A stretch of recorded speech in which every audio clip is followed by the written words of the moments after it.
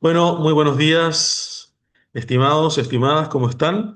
Luego de haber tomado asistencia, vamos a empezar con nuestra clase de hoy de mediación y resolución participativa de conflictos. ¿Cómo han estado con los trabajos prácticos? Bien, profe.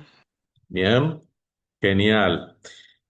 Quiero poder charlar hoy con ustedes o poder comentarles acerca de los cuatro pasos del método de Harvard, que más que un método son como algunos principios que rigen la negociación. Y vamos a conocer un poco este método que se utiliza tanto para negociar como para la mediación. Así que voy a compartir pantalla con ustedes. A ver si se puede. Sí, a ver. Ustedes me van a decir si lo pueden ver bien. Sí, se puede ver, profe. Perfecto. Bueno, este método tiene bastantes años y fue creado por dos profesores de la Universidad de Harvard. ¿Qué hicieron ellos? Lo que hicieron fue estudiar, estamos hablando de Roger Fisher y William Ury, solamente uno de ellos sigue vivo, Fisher ya falleció en el 2012. Eh, Ellos, desde la Universidad de Harvard, lo que hicieron fue estudiar los modelos de negociación, cómo negociaban negociadores expertos y fueron como extrayendo aquellas cosas que funcionaban. Ellos se preguntaban en aquella época, ¿qué es lo que hace que una negociación sea efectiva? Hasta ese entonces, le estoy hablando de los años 80 para atrás, lo que regía era el paradigma ganar-perder, es decir, para que yo gane en una negociación, ustedes tenían que perder. Ese era el modelo que regía. Y ellos tienen el modelo que llamamos ganar-ganar. Es decir, tratamos de que ambas partes salgan beneficiadas de esta negociación. ¿Sí? Entonces, para lograr esto, ellos estudiaron varios modelos de negociación, tomaron aquellos principios que resultan exitosos, siempre con la consigna de generar una manera de negociar en la que ambas partes puedan salir satisfechos. El método Harvard no es necesariamente una estrategia de paso a paso, sino más bien es un modelo de cómo vamos a enfocar nosotros nuestra negociación. Y recuerden que aunque yo digo negociación y parece un término que ustedes nunca lo van a hacer, lo viven haciendo. Porque cuando ustedes están hablando con un jefe para pedir un día libre o cuando ustedes están hablando con un profesor para pedirle una falta o cuando ustedes están negociando un sueldo, están negociando, valga la redundancia. Siempre estamos negociando. Bueno, este método no consiste en un manual del paso a paso, sino lo que pretende es mejorar nuestras competencias, nuestras habilidades para poder negociar. ¿Mm? ¿Cómo hacemos para obtener lo que queremos sin destruir la relación que tengo con el otro? Porque, como les decía, hasta los años 80, el método de negociación que predominaba, si ustedes ven películas de esa época como Wall Street y todo eso, se van a dar cuenta que el método es, si yo soy un ganador, tengo que hacer que vos seas un perdedor. Y esto es lo que ha cambiado a partir de la introducción de este modelo de negociación. Hasta aquí vamos comprendiendo. Sí, profe. Perfecto. Esto es lo que ustedes van a ir teniendo los materiales, por eso quería traerles um, una explicación que nos quedó pendiente de la clase presencial pasada. Existen cuatro principios o fundamentos que sirven, y yo les había mencionado en el presencial alguno de ellos, que sirven a la hora de negociar. Por un lado, vamos a separar a las personas del problema, es decir, vamos a dejar de considerar a las personas como el problema, o sea, mi jefe no es el problema. El problema es una situación que hemos construido juntos y que debemos de alguna manera desanudar. Entonces no focalizamos los problemas en las personas. Entonces, hay cuatro principios. Las personas, los intereses, que ya vamos a ver cómo diferenciar la posición que asumimos de los intereses. Luego, otro principio tiene que ver con las opciones y otro tiene que ver con los criterios, que yo esto lo mencioné en la clase pasada respecto a los criterios, esto de establecer criterios objetivos y que estén por fuera de los involucrados como para poder generar un acuerdo que nos haga sentir satisfechos a ambos. Bueno, estos son entonces los cuatro fundamentos básicos del modelo de Harvard. Las personas, los intereses, las opciones que vamos a generar y los criterios que vamos a establecer. Vamos a las personas. Cuando nosotros vamos a negociar, y esto es muy de nuestra cultura, enfocamos nosotros el problema en las personas. Y por lo tanto, siempre tratamos de combatir a la persona, tratamos de eliminar a la persona, en el buen sentido de la palabra, si hay un buen sentido. Eh, y este modelo lo que nos dice es, sumate a esa otra persona con la que tenés que negociar y enfóquense en la situación. Enfóquense en la situación, no en las personas.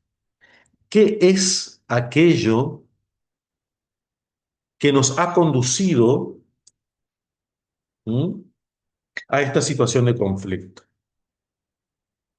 Nosotros podemos utilizar este modelo tanto para negociar conflictos como para poder negociar bienes, servicios, transacciones comerciales. Se utilizan para cualquiera de estas situaciones, porque tiene que ver con un modelo básicamente relacional. Entonces, no confundamos nunca al problema que queremos resolver con las personas que están involucradas. Esto es lo que nos dice eh, nuestro primer ítem. Los intereses. Una vez que yo pude diferenciar la situación de las personas, y voy a hacer un paréntesis aquí. ¿Se acuerdan del triangulito del proceso del conflicto, de los elementos del conflicto? ¿Se acuerdan?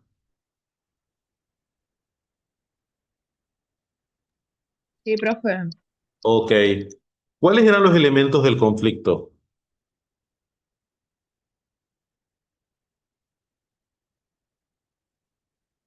A ver quién se acuerda. Ese era el triangulito de Lederach.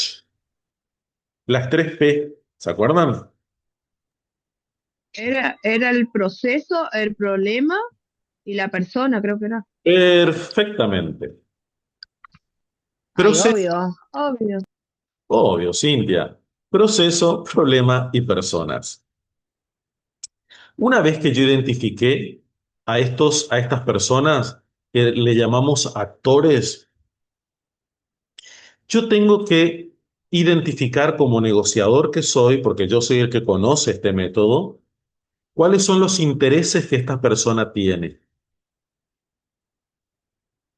¿Qué es lo que esta persona necesita satisfacer en esta situación? Y vamos a diferenciar aquí lo que son, por un lado, los intereses de lo que son las posiciones. Y recuerden, nosotros nosotros nunca negociamos en base a las posiciones. ¿Qué son las posiciones? Las posiciones son aquellos argumentos que yo manifiesto querer de esta situación. Vamos a un ejemplo, que lo vimos también en clase. Una posición es cuando yo digo, el ejemplo más común, yo quiero esta vaca, ¿sí? Y me posiciono en eso, esa es mi postura, yo quiero esta vaca para mí. Pero si ustedes realmente se toman el tiempo y el trabajo de dialogar conmigo, de indagar, pueden llegar a tener la información de que no es la vaca en sí lo que a mí me interesa, sino puede ser que a mí me esté interesando el cuero o la carne o la leche o los cuernos o lo que fuere de esa vaca. O puede ser que a mí me esté interesando el valor económico de esa vaca. Sin embargo, yo no sé diferenciar. Entonces digo, es esa vaca lo que yo quiero. Son ustedes los que deben adquirir la habilidad de poder identificar mi verdadero interés y apartarlo o diferenciarlo de la posición que asumen. ¿Recuerdan el caso de el collar de perlas? Una de las hermanas quería el collar de perlas o una quería el collar de perlas por una cuestión de De simbólico, emocional, profe. exactamente, por una cuestión simbólica, por una cuestión emocional. Y la otra lo quería por una cuestión económica, Interés, por un interés. interés económico. Entonces, ahí yo puedo satisfacer los intereses de cada una, porque una tiene un interés emocional o simbólico y otro tiene un interés económico. La posición es aquello en lo que difícilmente vamos a poder negociar porque ambos manifiestan que quieren lo mismo. Por eso nosotros tenemos que tratar de ir por detrás de eso e identificar cuáles son los intereses que están en juego en esto que ellos dicen que quieren. Hasta aquí estamos todos claros.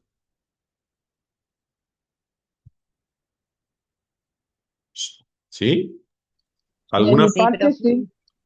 alguna pregunta hasta aquí? ¿Ninguna? Bueno, continuamos. Recuerden entonces separar los intereses de las posiciones. ¿A alguien se le ocurre un ejemplo diferenciador entre posición e interés?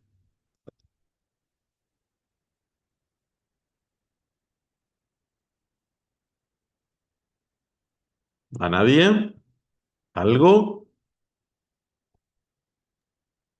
¿Cómo dijo, profe?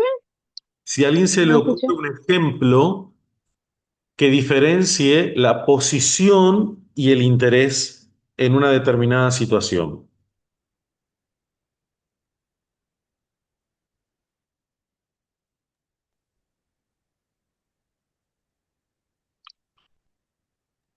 Ujú. Bueno, profe, desde mi perspectiva podría ser Vale. el tema de, por ejemplo, un campo, digo yo.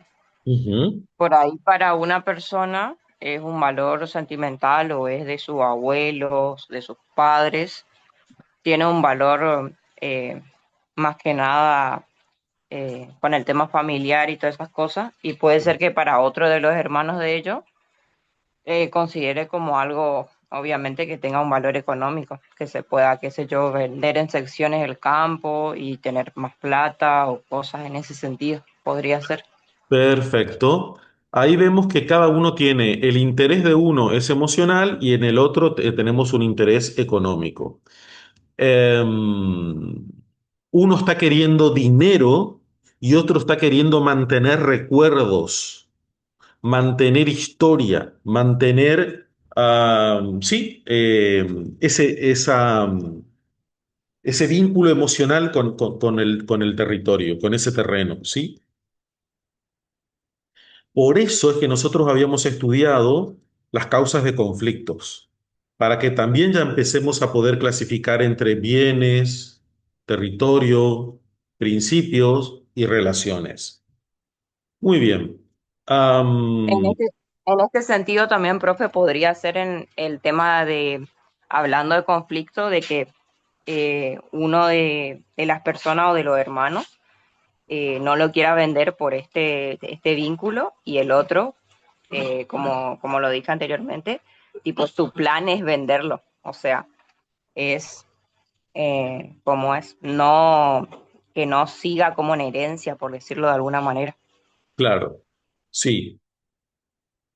Fíjense que si tomamos el mismo ejemplo del terreno y sin tener que diferenciar necesariamente entre lo económico y lo emocional, vamos a suponer que ese terreno tiene una plantación de mangos y uno de ellos, o sea, los dos, quieren apropiarse de ese terreno. Vamos a suponer que ninguno de los dos es dueño del terreno,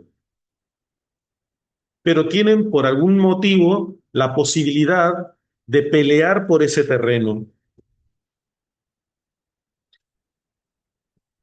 Uno quiere el terreno por los mangos para poder comercializarlo y otro quiere el terreno porque necesita llevar a sus animales a pastar en ese lugar o donde criar.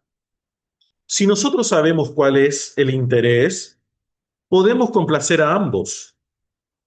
Es decir, bueno, señor, usted puede extraer los mangos de todas las plantas que existen aquí y usted tranquilamente puede traer a sus ovejas, a sus cerdos o lo que fuere a criarlos aquí. Ambos salen beneficiados sin necesidad de que el terreno sea o de uno o de otro. ¿Cuál es la posición en este caso? Quiero el terreno. Ambos dicen quiero el terreno, pero el interés subyacente es distinto. Uno quiere el terreno porque en realidad lo que está queriendo no es el terreno.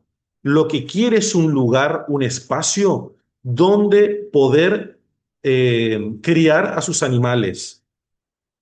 Y se le puede dar ese terreno o se le puede dar otro terreno, pero la posición que asume es quiero este terreno. Pero si uno le complace a esa persona brindándole un espacio para criar a sus animales, dejará de querer ese terreno.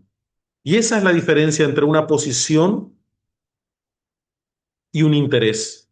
Y el otro lo que quiere es fabricar dulces, vamos a suponer. Ok, bueno, pero mira, yo tengo estas otras plantaciones, que puede ser de mango, de mandarina, de naranja, de lo que se les ocurra.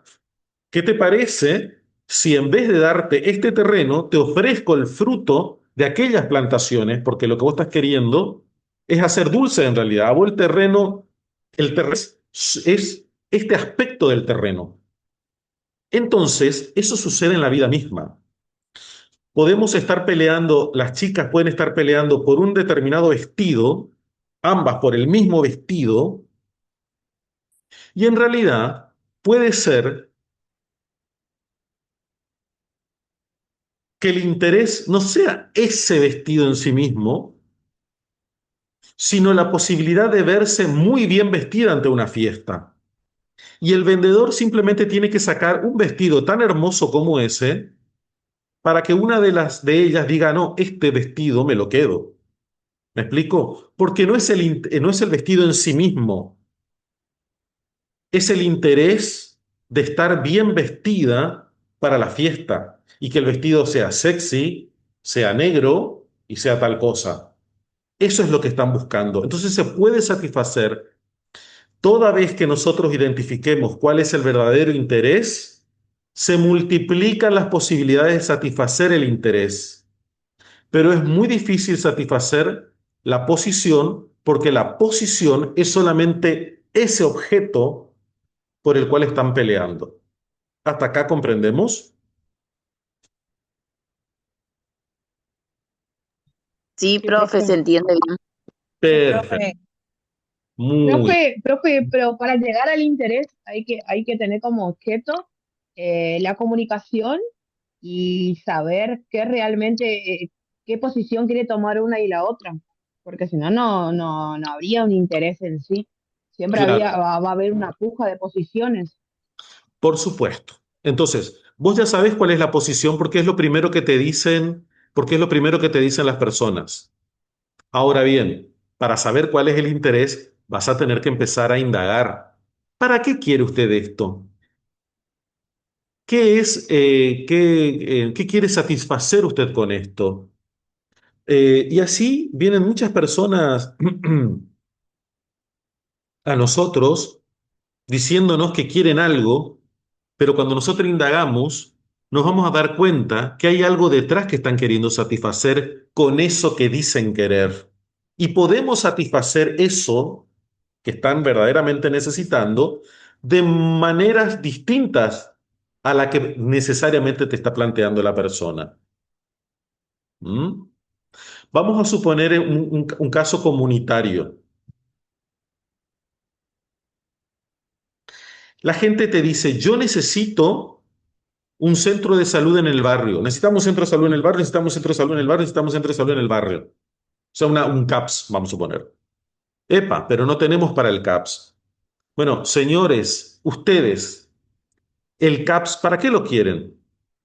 Lo que pasa es que necesitamos que exista un servicio de vacunación, un servicio de odontología. Necesitamos necesitamos atender a nuestra salud. Ah, perfecto. Lo que ustedes están necesitando entonces es la atención a la salud, ¿verdad? Sí. Perfecto, podemos satisfacer eso sin necesidad de armar un CAPS. Podemos tener equipos móviles, itinerantes, que vengan a atender esa situación en la comunidad. Uno, podemos tener la contratación de móviles gratuitos para que todos los que necesitan atención sanitaria puedan ir al hospital más cercano. Podemos generar, eh, no sé, por decir, consultas online, por decirlo de algún modo, alguna idea. Pero vieron que la necesidad, que es el verdadero interés, se puede satisfacer de múltiples maneras y no necesariamente con esa posición que estoy asumiendo. Eso es lo que nosotros tenemos que ser capaces de identificar cuando estamos negociando. Bueno. Eso sería, profe, como los operativos que se dan en todos los barrios. Los operativos que se dan todos los barrios, puede ser, sí, si en un barrio no hay un CAPS, una manera de satisfacer la necesidad de atención a la salud es haciendo operativos, sí, exactamente, Sobre todo en la parte oftalmológica, que es lo que menos por ahí atención reciben y también por el tema de que es caro por ahí consultar de forma particular o privada. Y en los exactamente, operativos brindan ese servicio, entonces es una de las maneras de resolver es el problema que por ahí tienen los ciudadanos con respecto a eso. exactamente, exactamente, tal cual. ¿Están viendo bien el Power o no? Sí, profe, se ve bien. Perfecto. Entonces, acá tenemos los intereses, ¿no? Tenemos que conocer con precisión los propios intereses, lo que yo estoy queriendo y necesitando y lo que está queriendo y necesitando el otro. Muy bien. El otro elemento son las opciones. Y acá es donde se pone en juego tu creatividad como negociador o como negociadora. Y es inventar las opciones que sean de mutuo beneficio. ¿Mm? Ahí es donde ustedes tienen que crear las alternativas para poder facilitar un acuerdo y poder entonces ampliar la posibilidad de llegar a a una resolución. Eh,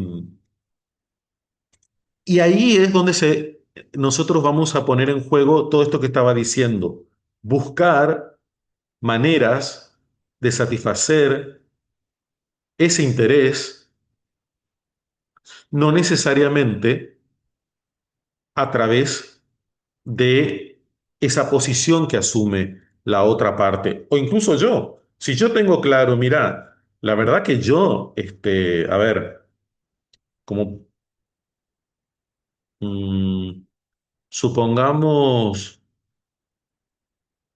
¿qué ejemplo le puedo poner? Vamos a suponer que yo estoy en disputa con otro docente por unas horas cátedra, ¿ok?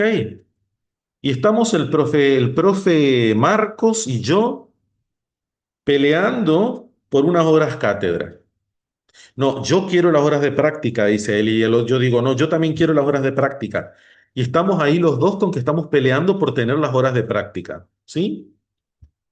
Y viene la rectora para mediar en este caso, porque es una tercera parte, o yo tengo en claro, a ver, yo quiero las horas de práctica por la práctica, o yo quiero las horas de práctica porque me representa un ingreso. No, a ver, realmente no es las horas de práctica necesariamente. Quiero horas cátedra porque lo que quiero es mejorar mis ingresos.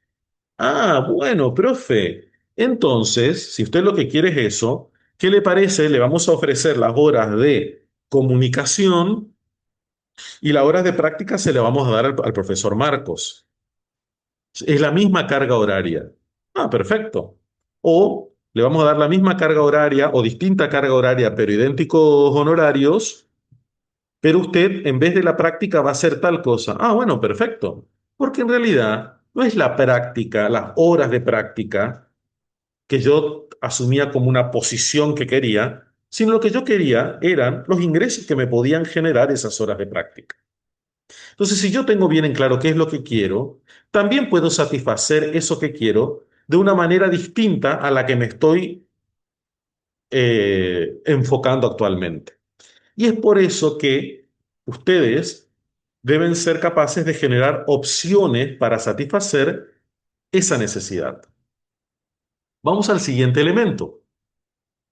Profe, Señorita, hay que entonces agotar todas las opciones que tenemos para el interés de la persona o del niño, del adolescente, del problema que surja. podemos generar muchas opciones y escoger y que pueda escoger la otra parte la que mejor le gusta o representa. Es decir, estamos viendo que la madre va a la sala de primeros auxilios y dice, ¿dónde está el pediatra? Martínez. No está Martínez, porque Martínez se fue X. ¿Que dónde está Martínez? Porque mi hijo necesita la atención del pediatra Martínez y quiero que venga acá. Quiero que venga acá el doctor Martínez. Quiero que... Señora, ¿cuál es el inconveniente? Mi hijo está volando de fiebre y acá no está Martínez, que es el pediatra de esta sala. Ah, perfecto. Usted necesita un pediatra entonces. O un experto en X. Sí, eso. Ah, perfecto. No, no, no. Le va a atender la doctora Josefina. O le puede atender, para eso le puede atender tal persona. ¿Se dan cuenta cuál es la diferencia? Entonces, una misma necesidad puede ser satisfecha de múltiples formas, porque si nos enfocamos con que, uy, no está Martínez, y si no está Martínez, entonces, no, no, no. Si no está Martínez, entonces el mundo se acaba. No, lo que estamos buscando es que ese chico le baje la fiebre. Eso es lo que nos interesa, no nos interesa si está o no está Martínez. Y que ese chico baje la fiebre puede resolverse con Martínez o con cualquier otro médico o con un enfermero capacitado o con la medicación correcta. ¿Se dan cuenta? Entonces, la madre lo que quiere es que su hijo esté bien. En realidad, le importa tres pepinos Martínez. Se- O sea que nosotros como técnicos tendríamos que en la hora de mediar en esa situación que usted está contando, es que se tiene que solucionar ese problema, no importa si es con un pediatra, con un médico, con tal de satisfacer esa problemática, ahí tenemos que intervenir. ¿A eso es lo que está Claro, diciendo? claro, conocer cuál es el interés de la persona para satisfacer ese interés. No se dejen engañar ni se queden enganchados con la posición, ¿sí? Porque muchas veces nos pasa a nosotros en la vida misma que nosotros nos enganchamos con una postura, una posición que yo asumo de lo que quiero, y en realidad tal vez no sea eso lo que, o sea, enteramente lo que quiero, sino lo que eso que yo quiero me puede dar. A ver, vamos a un ejemplo que quizás no sea el más alegre, pero a ver, te aferras a una persona y tal vez no es la persona lo que estás queriendo, sino lo que esa persona representa para vos, estabilidad económica, afecto, compañía, seguridad. Pero no, tiene que ser fulanito o fulanita de tal. Yo la quiero, lo quiero, la quiero, lo quiero, la quiero. Cuando uno está básicamente en esa posición, tal vez haya algo que esa persona le representa y sea ese su verdadero interés. No la persona en sí, sino lo que está necesitando es, y entonces en terapia, ¿el terapeuta qué hace? El terapeuta te va a ayudar a identificar qué es lo que esa persona te brinda y cómo vos podés satisfacer esa necesidad sin tener que esclavizarte buscándole a Manuel Santamaría, por ejemplo. ¿Se entiende?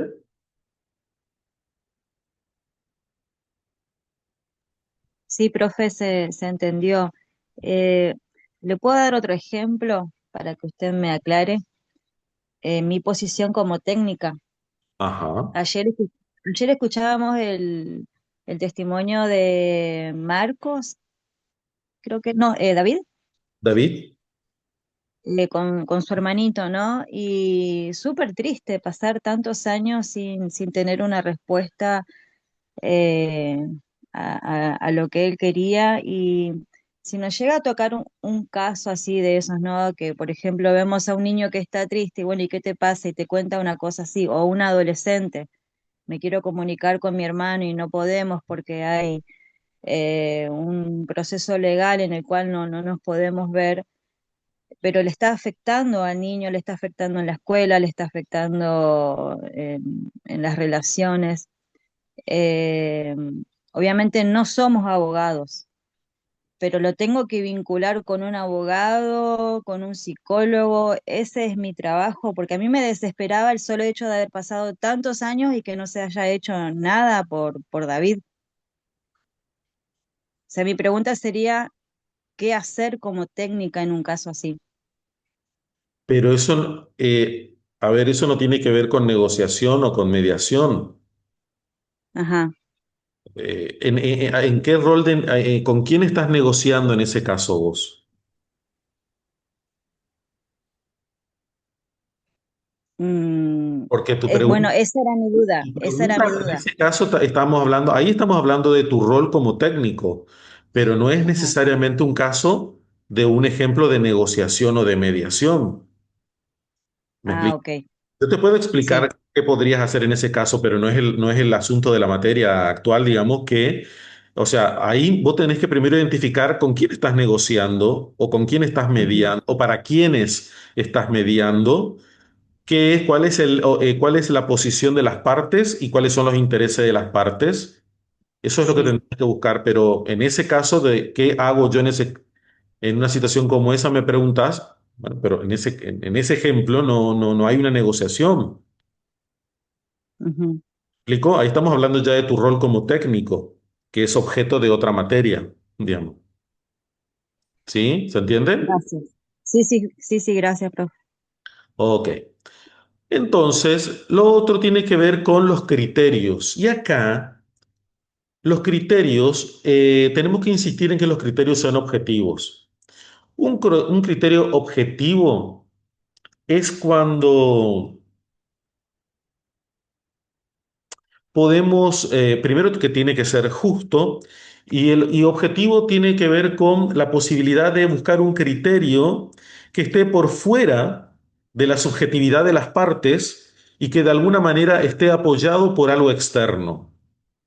¿Sí? Nosotros vimos esto en el presencial, esto de buscar criterios a la hora, criterios objetivos a la hora de generar estas alternativas y de establecer una negociación. Por ejemplo, yo vendo mates, por poner un ejemplo, y ustedes quieren comprarme estos mates. Y tenemos que ver a cuánto yo te voy a establecer el precio de este mate porque vos me vas a comprar en cantidad.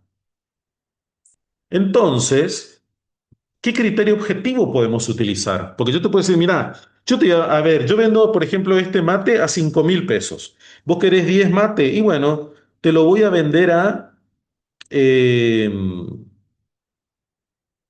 50.000. Y ustedes me van a decir, no, hacemos una rebaja porque te voy a comprar en cantidad. Bueno, te digo, no, no, yo te voy a hacer a 50.000, que esto, que lo otro. Bueno, ahí establecemos un criterio externo a nosotros. Para, ¿cómo se hace? ¿Cuál es el porcentaje que se establece por norma o que establecen los mayoristas en descuento cuando uno compra en cantidad? ¿Por qué no averiguamos a cuánto es el descuento que brinda, no sé, Pallarols, ponele, cuando tiene que vender mates? Entonces vamos y buscamos un criterio objetivo. Vamos a los mayoristas y los mayoristas te pueden decir, mira, depende. Cuando pasa a los 10 hasta 10 yo le descuento un 5% al valor total. Si es 50 el producto, le descuento un 8%. Y el tope de descuento que podemos llegar a hacer ante una compra grande es de un 10 a un, como mucho 15%. Ok, acá tenemos un criterio objetivo para poder establecer nuestra negociación. Escúchame, entonces, ¿qué te parece? Yo te compro los mates, pero hacemos un descuento de un 5% si te voy a comprar más de 10 mates. Es un criterio objetivo, es lo que se estila, ¿sí? Nosotros, cuando vamos a... perdón, ¿alguien quería preguntar algo? Profe, puede ser también un criterio objetivo que si le compra 5 mates, él le dice, mira, al ser justo, eh, te vendo 4 y uno de regalo. O sea, es un criterio justo. ¿Por qué? Porque ahí estaría también teniendo el mismo porcentaje. Porque él Pero, con que venda 4 mates, ¿entendés? Siempre que una persona eh, tenga su criterio de decir, mira, esto sale porque ponerle que sean mates artesanales, mira, este mate sale así porque es así, ta, ta, ta. Si sustenta la venta de su producto, yo creo que ahí ya tiene un criterio objetivo. Decirle a la otra, informarle a la otra persona, mira, esta cosa vale así porque tiene estas cosas, ¿entendés? Como que va aplicando su criterio de ver. Y ahí ve la persona si le está muy conviene o bien, no le Cintia. conviene. Perfecto el ejemplo, porque puede ser que el vendedor te diga, no, mira, vamos a hacer una cosa. A mí me conviene, en vez de darte de ceder los 5% así, te lo doy en mate, te doy otro mate más y llévatela, y está perfecto. Y el otro, y el comerciante puede decir, está bien, no, o el que va a comprar y puede decir, está bien, hagamos una cosa, regálame un mate por lo menos, y por cada 10 mates, dame un mate de regalo. Y está perfecto, está muy bien el ejemplo que pusiste, porque puede ser en descuento o puede ser con el propio producto. Perfecto. Miren, nosotros, por ejemplo, creo que por ley, cuando están en el caso de, vamos a un caso de social, cuando se está mediando lo que debe aportar una de las partes para la manutención del menor, del niño, creo que la ley establece como un máximo un 30% del salario de la persona que tiene que aportar, ¿sí? Es decir, vamos a suponer que el padre trabaja y el chico queda con la mamá, el tope es un 30%. Ahí los abogados van a empezar a luchar, el abogado de la señora para que agarrarse con todo el 30 y el abogado del señor para bajar lo más posible. ¿Sí? Ahí empieza un proceso de negociación. O pueden ir a una mediación también, no ir a la justicia y van a la mediación. Entonces le dice el señor, yo no te puedo dar el 30% de mi sueldo porque me quedo sin nada, tengo otra familia, que esto que lo otro. No, no, no, no, yo quiero el 30%. Bueno, y ahí empieza un proceso en el que la mediadora, por ejemplo, si ustedes en algún momento son mediadores, va a decir, bueno, señora, ¿cuáles son los gastos que usted tiene y por lo cual reclama el 30%? Bueno, yo tengo que pagar el colectivito, tengo que pagar los útiles, tengo que pagar la comida, tengo que pagar la luz, tengo que llevarla al médico, tengo que comprarle ropa a mi hijo. Perfecto. A ver, señor, ¿cómo podemos resolver esto? ¿Cuánto sale el colectivito del nene? El colectivito me sale 30.000 pesos por mes, dice la señora. Perfecto. Señor, ¿usted estaría dispuesto a llevarle usted todos los días a la escuela a su hijo? Y entonces ese descuento se le hace del 30%. Sí, bárbaro. Yo me comprometo a que a mi hijo tenga el transporte, se lo llevo yo o lo lleva mi hermana, entonces ella no tiene que pagar colectivito. Perfecto. Entonces ahí hacemos un descuento del 30% que usted tenía que dar, va a dar solamente el 27. No, pero yo todavía no puedo dar el 27. Perfecto. Señor, usted, ¿cómo puede hacer para cubrir en especie lo que tiene que ver con la comida, que es el otro gasto que tiene la señora, o lo que tiene que ver con la cuestión médica? Bueno, el chico necesita un tratamiento diario o mensual de tal cosa que sale tanto. Perfecto. Yo lo que puedo hacer es, lo cubro yo, dice el señor, ah, porque tengo tal contacto y yo me ocupo de que en la clínica norte mi hijo sea atendido toda vez que él necesite. Listo, perfecto. Llegamos a que usted va a pagar un 20% y lo que tenga que ver con transporte escolar y lo que es atención médica, usted se hace cargo aparte y le da en dinero el 20% a la señora. ¿Se entiende? Entonces, ¿qué hicimos? ¿Qué hizo la mediadora? Llegó a un acuerdo con la señora y el señor para que lo que estaba en juego, que eran los intereses de esta persona, que mi hijo reciba la atención médica, que tenga para comer, que tenga para ir a la escuela, que todo eso, se pudo satisfacer por otros medios, no necesariamente con el dinero. Por eso van a ver que aunque se establece un 30, si esto afecta a una de las partes, se empieza a negociar hasta llegar, qué sé yo, un 20% en efectivo y el resto, el padre o la madre, si es la madre la que trabaja y el chico queda con el padre, lo puede solventar. Entonces, ahí vimos alternativas y vimos también criterios objetivos. ¿Hasta aquí se entendió? Sí, profe. Buenísimo. Sí, Bueno, Sí, profe. profe. ahora después voy a volver a tomar la asistencia porque veo que está Barcel y le había puesto ausente. Bueno, vamos. Profe, antes de la, profe, antes para preguntarle algo nomás, sí. Antes de empezar esa mediación, hay una lucha de poderes ahí, primeramente, porque viene de ambos padres, uno siempre persuasive a la otra persona. Siempre hay una lucha de poder. La lucha de poder está presente siempre, chicos, y el que tiene más poder es el que puede doblar la negociación a su favor, digamos. Y es por eso que en el caso de la mediación, el mediador tiene que tratar de equilibrar el poder de las partes. Y en ese caso, en un proceso de mediación, vamos a suponer que el hombre o la mujer siempre fue muy dominante, muy poderosa, Y el hombre muy sometido y lo que fuere. Y ella le dice, no, mira, querido, vos me vas a hacer tal cosa y tal otra y tal otra. Y entonces el hombre va aceptando, ¿no?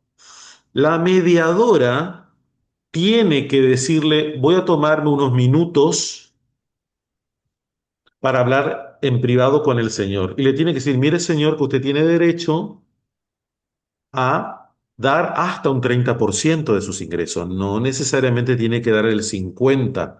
Usted lo va a dar si es que usted verdaderamente quiere, pero usted no está obligado. Quiero que sepa esto, que por ley usted no está obligado. La mediadora siempre tiene que tratar de equilibrar el poder si ve que hay un desbalance de poder en el proceso de mediación. En una negociación eso no sucede. ¿Por qué? Porque son las partes interesadas las que están negociando. ¿Estamos hasta acá? Ah, sí, sí, ahí está. Pero siempre el poder está presente. Poder entendido como esa capacidad de lograr mi objetivo eh, por encima de las voluntades de otros. Muy bien. Hasta acá estamos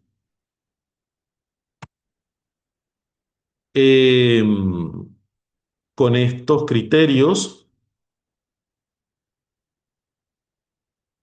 y esto lo vamos a dejar para después porque ya es, creo que tuvimos suficiente hoy eh, con nuestra clase de mediación. Voy a ver, voy a volver a repasar la asistencia para que nadie quede sin su presente. ¿Mm? ¿Alguna pregunta, chicos? ¿Algo que quieran consultar? ¿Algo que quieran opinar?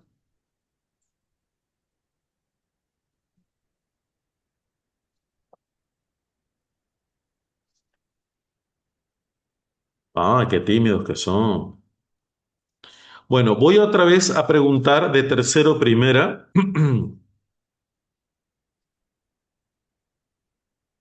la asistencia que ya tomé hoy, pero eh,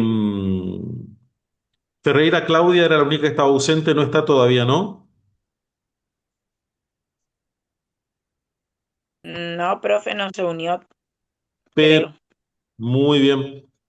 Vamos entonces a tercero segunda. Alarcón Mateo estaba, a ver, Almirón sin, a ver, perdón. Barcel era la que está presente y le había puesto ausente, así que está presente. Presente, profe. Sí, señora. Gracias por...